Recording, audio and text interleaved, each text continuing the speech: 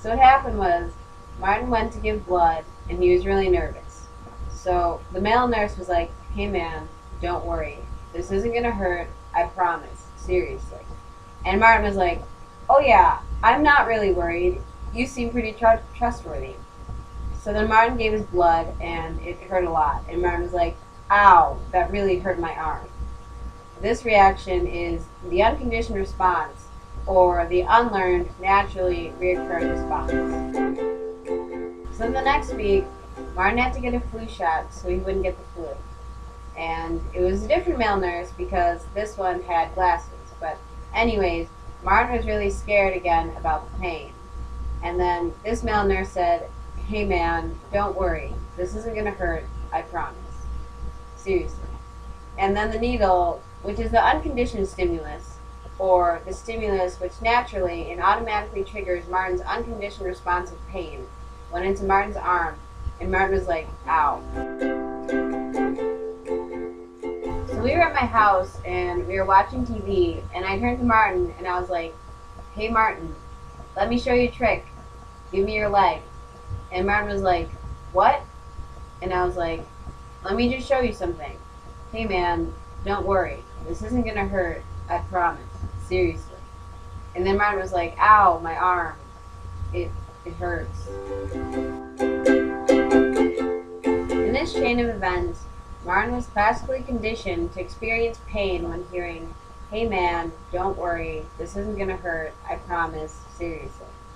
That phrase became a conditioned stimulus, which is an originally irrelevant stimulus that, after being placed with an unconditioned stimulus, which was the needle, triggers the conditioned response, which is Martin's arm pain. Classical conditioning was originally introduced by Ivan Pavlov, who classically conditioned dogs to salivate at the sound of a bell. In Pavlov's experiments, the meat in the dog's mouth was the unconditioned stimulus. The meat caused the salivation of the dogs, which was the unconditioned response. As the meat was presented after the sound of the bell, which was the conditioned stimulus, eventually the dogs began to salivate at the sound of the bell. In Martin's case, acquisition was successful because his cognitive processing was compatible with that needed for classical conditioning. Acquisition is the initial stage in conditioning when the new response is established and gradually strengthened. In Martin's case, forward conditioning, which is the best form of classical conditioning timing, was used.